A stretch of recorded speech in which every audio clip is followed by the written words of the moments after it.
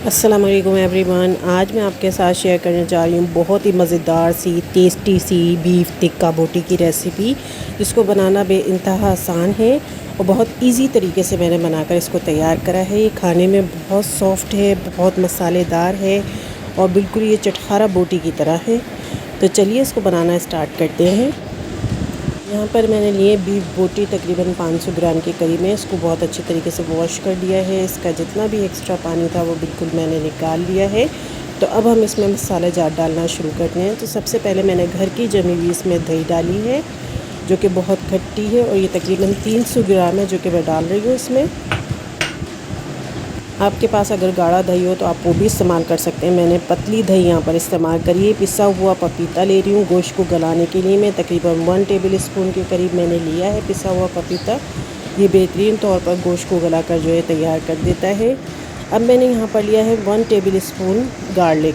ये आप देख सकते हैं कुछ लावा गार्लिक है जो कि मैं इसमें ले रही हूँ और ये बहुत ही अच्छा टेस्ट देता है। और साथ ही इसके अंदर अब हम डालेंगे दूसरे मसाले, जिसमें मैंने जिंजर पाउडर डाला है 1 टेबल स्पून के करीब और नमक डाल रहे हैं टेस्ट के अकॉर्डिंग। 1 टीस्पून नमक डाला है मैंने। 1 टीस्पून मैं इसमें डाल रही हूँ टिक्का मसाला, जो कि बाज़ार से आसानी से मिल जाता है।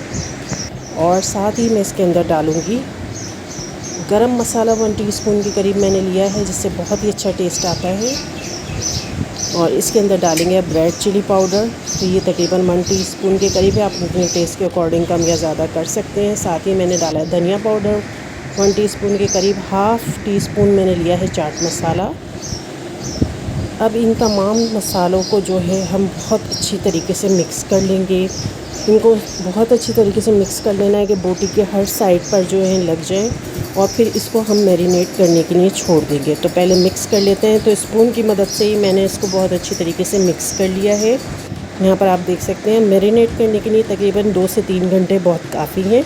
ये ओवरनाइट भी आप रखना चाहें तो रख सकते हैं। अब यहाँ मैरिनेशन के बाद मैंने एक फ्राई पैन लिया है। आप चाहें तो नॉन स्टिक फ्राई पैन भी ले सकते हैं। और ये सारा मसाले के साथ जो है बोटी को मैंने इसमें डाल दिया है फ्राई पैन पर और लो फ्लेम पर हम इसको बिल्कुल पकाकर और गलाकर तैयार कर लेंगे।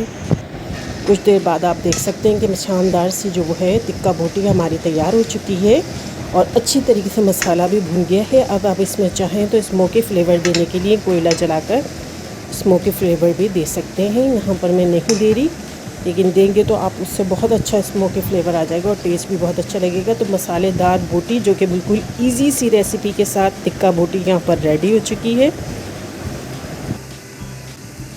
बीफ टिक्का बोटी जो कि बहुत शानदार सी गल कर बिल्कुल तैयार हो चुकी है और तैयार बिल्कुल रेडी है खाने के लिए। आप इसे सैलेड के साथ या सॉसेस के साथ ट्राई कर सकते हैं। विदाउट सॉसेस भी बहुत अच्छी लगेगी, सिर्फ लेमन के साथ। इसे ज़रूर बनाकर ट्राई कीजिएगा। उम्मीद है आपको ये आसान सी बीफ टिक्का बोटी की रेसिपी पसंद आई होगी। अगर पसंद आई है तो इसे लाइक एंड शेयर ज़रूर कीजिएगा। साथ ही मेरे चैनल को ज़रूर सब्सक्राइब कीजिएगा और बेल आइकन को भी प्रेस कीजिएगा ताकि आप इजी रेसिपीज़ देख सकें। Thank you so much and अल्लाह हाफिज़।